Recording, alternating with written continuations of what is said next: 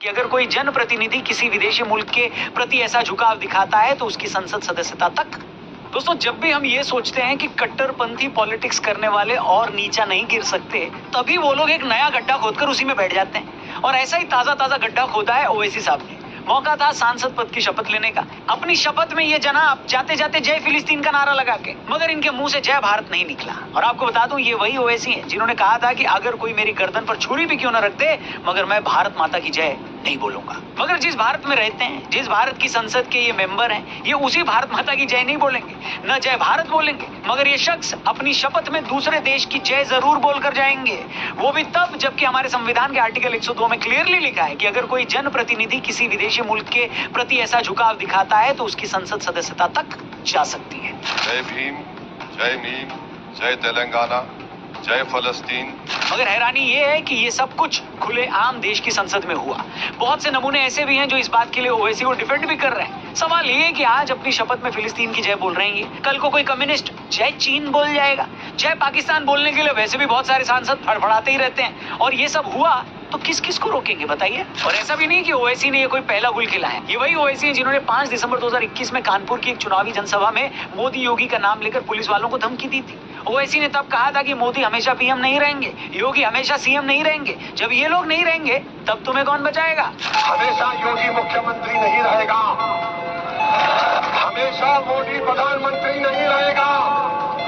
और हम मुसलमान वक्त के एतबार से खामोश जरूर है। अल्लाह अपनी ताकत के जरिए तुम्हारा तुमको निस्तो नाबूद करेगा इंशाअल्लाह। ये वही ओवैसी हैं जिन्होंने 2015 में कमलेश तिवारी को भी धमकी दी थी कि जेल में तुम्हारी हालत चूहे जैसी है, तुमने अपनी बर्बादी को दावत दी है। ये वही ओवैसी हैं जिनका भाई अकबरुद्दीन भरी सभा में ऐलान करता है कि 15 मिनट के लिए पुलिस हटा दो तो 25 करोड़ लोग क्या कर डालेंगे। ये बयान हम सब ने सुना है। ये वही ओवैसी हैं जिनका भाई अपने भाषणों में हिंदू देवी देवताओं का मजाक उड़ा चुका है। क्या पूरी दुनिया में ऐसी कोई दूसरी मिसाल हो सकती है जहाँ एक सांसद संसद में खड़ा होकर अपने देश की बजाय दूसरे देश की जय जयकार के नारे लगाता है? उस सांसद का विधायक भाई भीड़ के सामने खड़ा होकर उस देश की मेजोरिटी कम्युनिटी को खत्म करने की धमकी देता है, उस देश के सबसे आराध्य देवी देवताओं का अपमान भी करता है। मगर हैरानी है कि एक वर्ग को, एक सेक्शन को ऐसी सियासत में कोई सांप्रदायिकता नहीं दिखती। या तो उनके सारे बयान उनको दिखाई सुनाई नहीं देते, या ये सब देखकर वो अपनी अकल पर बंधी पट्टी मुंह पर बांध लेते हैं और चुप हो जाते हैं। मगर एक बात जो शायद आप में से ज्यादातर लोगों को नहीं पता, और जो शायद किसी सो कॉल्ड लिबरल ने आपको आज तक बताई भी नहीं, वो है ओवैसी की पार्टी का इतिहास। मुझे बड़ी हैरानी होती है कि कुछ लोग बार बार ये याद दिलाना तो नहीं भूलते कि फला साल में सावरकर ने अंग्रेजों से माफी मांगी थी। वो ये भी दावा करने लगते हैं कि आरएसएस तो आजादी की लड़ाई में लड़ा भी नहीं था। मगर ये लोग आपको कभी ये नहीं बताएंगे कि ओवैसी की पार्टी का इतिहास क्या है। वो आपको ये नहीं बताएंगे कि ओवैसी की पार्टी आज भी उन लोगों को अपना सबसे बड़ा लीडर मानती है जो एक वक्त भारत की बजाय पाकिस्तान में जाना चाहते थे। ये लोग आपको कभी नहीं बताएंगे कि सालों पहले ओवैसी के दादा को उस कासिम रिजवी ने इस पार्टी की कमान सौंपी थी जो हैदराबाद को पाकिस्तान में मिलाना चाहता था, जो सैकड़ों हिंदुओं का कत्ल करने का दोषी था। तो आज के हमारे इस स्पेशल वीडियो में हम आपको ओवैसी की पार्टी के अतीत के बारे में बताएंगे। और एक बार जब आप इनकी पार्टी का अतीत जान लेंगे तो आपको खुद समझ में आ जाएगा कि ये लोग इतना भरे बैठे क्यों हैं। आखिर क्या वजह है कि इनके मुंह से जय हिंद तो नहीं निकला, लेकिन जय फिलिस्तीन बोलने में 1 मिनट नहीं लगता। इसलिए मैं आपसे रिक्वेस्ट करता हूँ कि अगली कुछ देर जो भी जानकारी मैं आपको देने वाला हूँ उसे ध्यान से सुनिएगा और ये वीडियो और भी लोगों तक पहुंचाइएगा, शेयर जरूर करिएगा। शुरू करते हैं। मैं नहीं लगाता नारा, क्या करते आप?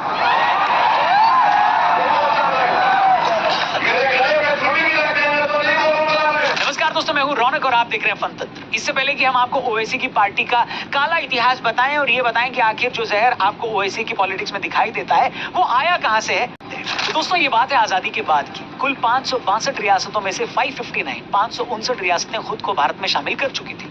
कश्मीर, जूनागढ़ और हैदराबाद रियासत ने इस बारे में अभी तक कोई फैसला नहीं लिया था।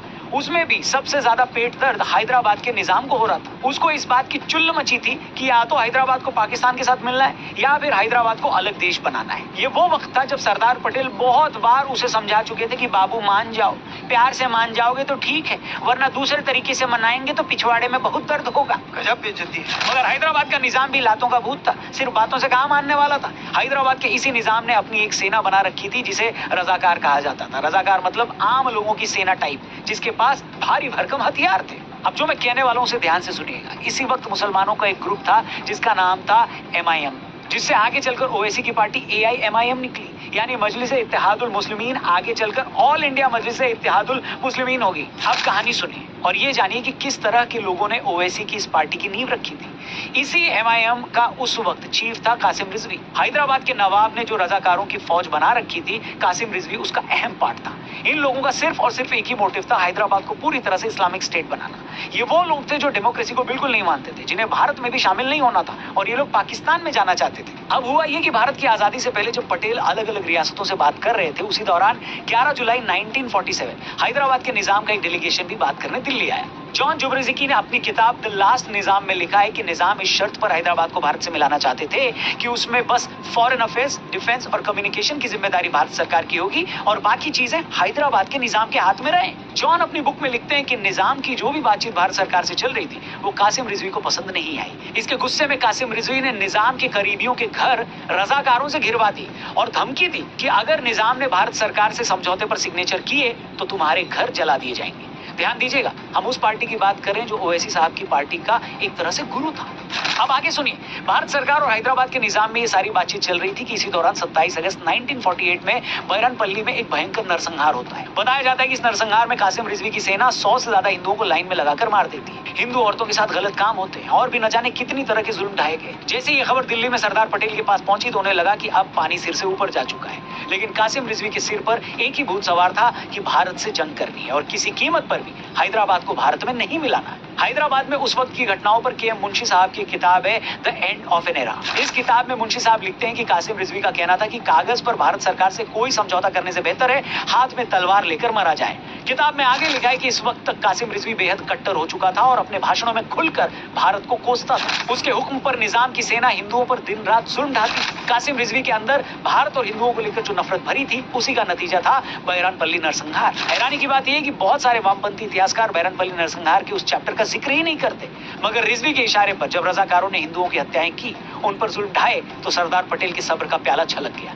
उस घटना के फौरन बाद भारत सरकार ने डिसाइड किया कि हैदराबाद में फौज भेजकर उसे निजाम के कब्जे से छुड़ाया जाएगा। अगस्त के आखिर में बैरनपल्ली नरसंहार हुआ और उसके कुछ ही हफ्तों में सितंबर 1948 में भारतीय सेना ने कमान अपने हाथ में ली। 12 सितंबर 1948 को दोपहर 1:45 पर भारतीय सेना ने रजाकारों के खिलाफ ऑपरेशन शुरू किया। कुल 5 तरफ से अटैक को प्लान किया गया। 5 दिनों तक चले इस ऑपरेशन में 1373 रजाकार मारे गए। भारतीय सेना के भी 66 जवानों की जान गई, लेकिन उसने रजाकारों का वजूद पूरी तरह से खत्म कर दिया। कासिम रिजवी जैसों को उम्मीद थी कि उस लड़ाई में पाकिस्तान उसका साथ देगा, मगर पाकिस्तान के पास तब कच्चे खरीदने के भी पैसे नहीं थे। वो हैदराबाद से लड़ने के लिए कहां से आता?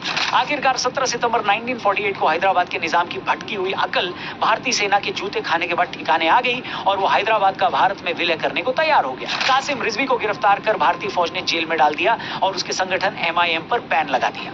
उसके बाद 9 साल तक कासिम रिजवी जेल में सड़ता रहा। बाद में भारत सरकार ने उसके सामने शर्त रखी कि तुझे छोड़ देंगे, मगर तू भारत में दिखना नहीं चाहिए। कासिम रिजवी ने भी नाक रगड़ते हुए जी हुजूर कहा और वो भारत छोड़कर पाकिस्तान जाने के लिए राजी हो गया। अब यहाँ पर होती है ओवैसी साहब के दादा हुजूर की एंट्री। पाकिस्तान जाने से पहले रिजवी ने एमआईएम के कुछ लीडर्स के साथ हैदराबाद में एक वकील के घर पर बैठक की। रिजवी किसी नए आदमी को एमआईएम की कमान सौंपना चाहता था, एक ऐसा आदमी जो उसके पाकिस्तान जाने के बाद भी एमआईएम के एजेंडे को आगे चलाता रहे। इस बैठक में ओवैसी साहब के दादा हुजूर अब्दुल वहीद ओवैसी भी थे। कासिम रिजवी ने संगठन की कमान उन्हें सौंप दी। अब्दुल वहीद ने मजलिस इत्तेहादुल मुस्लिमीन यानी एमआईएम का नाम बदलकर एआईएमआईएम यानी ऑल इंडिया मजलिस इत्तेहादुल मुस्लिमीन रख दिया। एमआईएम अब तक एक धार्मिक संगठन था, मगर अब्दुल वहीद ओवैसी ने इसे एक राजनीतिक पार्टी बना दिया। उस वक्त से एआईएमआईएम हैदराबाद की राजनीति में एक्टिव है और साल 1984 से ओवैसी परिवार का मेंबर यहाँ से सांसद भी रहा है। हिंदुस्तान, हम 25 करोड़ है ना, तुम 100 करोड़ है ना, तो हमारे से इतने ज्यादा है। 15 मिनट के लिए पुलिस को हटा लो, बता लेंगे किसमें हिम्मत है, कौन ताकत है। अब आप में से बहुत से लोग पूछेंगे कि अगर एआईएमआईएम जैसे संगठन में कासिम रिजवी या बहादुर यार जंग जैसे लोग रहे हैं जो खुलकर पाकिस्तान का सपोर्ट करते थे, तो इसमें दिक्कत क्या है? दिक्कत ये है भैया कि अगर आप एआईएमआईएम की वेबसाइट पर जाएं तो वहां अभी भी बहादुर यार जंग को अपने सबसे बड़े नेताओं में बताया गया है। 17 नवंबर 2020 को इंडिपेंडेंट रिसर्चर फैजल सीके ने एक बड़े विस्तार से लेख लिखा, उसे जरूर पढ़िएगा। बहादुर यार जंग के बारे में फैजल बताते हैं कि जंग ने हैदराबाद में कन्वर्जन के जरिए मुस्लिम आबादी बढ़ाने के लिए 1927 में तबलीग इस्लाम की स्थापना की। वो हैदराबाद को मुस्लिम स्टेट के तौर पर देखना चाहते थे। उस वक्त हैदराबाद स्टेट में उर्दू बोलने वाले सिर्फ 1% के करीब लोग थे, लेकिन वो उर्दू को हैदराबाद की ऑफिशियल जबान बनाना चाहते थे। उस वक्त कुल आबादी में मुसलमानों की आबादी सिर्फ 15% थी, मगर ऊंचे ओहदों पर 75% मुस्लिम थे। ऐसे एक नहीं, बहुत सारे एग्जाम्पल्स हैं जो ये साबित करते हैं कि एमआईएम का सिर्फ और सिर्फ एक ही मकसद था, मुस्लिम स्टेट बनाना। 80%, 80% हिंदू आबादी को माइनॉरिटी की तरह ट्रीट करना। आरवामुडू अयंगर कमीशन ने जब हैदराबाद के एडमिनिस्ट्रेटिव पदों में हिंदू और मुसलमानों को बराबर भागीदारी देने की बात की, तब भी MIM ने इसका विरोध किया था। आजादी के वक्त जब वंदे मातरम हर किसी की जबान पर था, उस वक्त हैदराबाद के निजाम ने हैदराबाद के स्कूलों और सभी गवर्नमेंट ऑफिसेज में उस पर बैन लगा रखा था और MIM इस फैसले का सपोर्ट करती थी। इसलिए आज की AIMIM अगर बहादुर यार जंग को अपना सबसे ऊंचा नेता बताती है, तो आप समझ सकते हैं कि उनकी सोच तब की MIM से कितनी बदली है। अगर उस वक्त ये लोग वंदे मातरम से नफरत करते थे, तो आज भी करते हैं। उस वक्त कासिम रिजवी जैसे अगर हिंदुओं को मारने के आदेश देते थे, तो आज भी अकबरुद्दीन जैसे यही तो हसरत पाले हुए हैं। उस वक्त उनका एजेंडा सेक्युलर देश की बजाय इस्लामिक स्टेट था, तो आज भी जब ओवैसी जैसे लोग योगी और मोदी के न रहने की बात करके पुलिस को धमकी देकर यही बता रहे होते हैं कि वक्त आने पर हम वही करेंगे जो हम चाहते हैं। इसीलिए दोस्तों, जब ओवैसी जैसे नेता संसद के मंच पर जाकर जय फिलिस्तीन बोलते हैं मगर जय भारत नहीं बोलते, तो ये यूं ही नहीं हो जाता। ऐसा नहीं है कि उनके दिमाग से निकल गया या उनकी जुबान टूट गई। दरअसल ऐसा करके वो 140 करोड़ लोगों को, खासकर अपने वोट बैंक को यही मैसेज देना चाहते हैं कि तो क्या हुआ जो मोदी फिर से PM बन गए। मेरे लोग अगर मुझे वोट देकर जिताएंगे तो मेरे लिए भारत की जैसे पहले जय फिलिस्तीन ही रहेगा। और जैसे कि मैंने कहा, ये लोग फिलिस्तीन के लोगों को मजलूम बताकर उनकी वकालत करते हैं। मैं कहता हूँ करो, करनी भी चाहिए, मगर मैं पूछता हूँ भाई, अगर तुम्हें दुनिया के मजलूमों की इतनी फिक्र है तो कभी बांग्लादेश में हिंदुओं पर हो रहे जुल्म पर भी बोल दो। कभी पाकिस्तान में हिंदू और सिख बच्चियों के हर रोज कन्वर्जन पर भी जबान खोल लो। अगर तुम्हारा दिल वाकई लोगों पर होने वाले जुल्म पर दुखता है, तो ये कैसा दिल है जो पीड़ित का मजहब देखकर धड़कता है। पीड़ित अगर अपने मजहब का है, उसके नाम पर आंसू बहाकर 2 वोट अगर तुमको मिलेंगे तो तुम रो लोगे, लेकिन पीड़ित तुम्हारा वोट बैंक नहीं है तो वो भाड़ में जाए। बस इसी बेशर्मी को पूरे देश के सामने आना चाहिए। साथ ही लोगों को यह भी पता लगना चाहिए कि जिस जहरीली सोच से ये राजनीति निकली है, उसकी जड़ें कहाँ हैं। और क्या ही कहूं। बाकी दोस्तों, अगर आपको भी लगता है कि ये सच सब तक पहुंचना चाहिए, उनकी राजनीति का, उनकी पॉलिटिक्स का ये एंगल सबको मालूम होना चाहिए, तो ये वीडियो और भी लोगों तक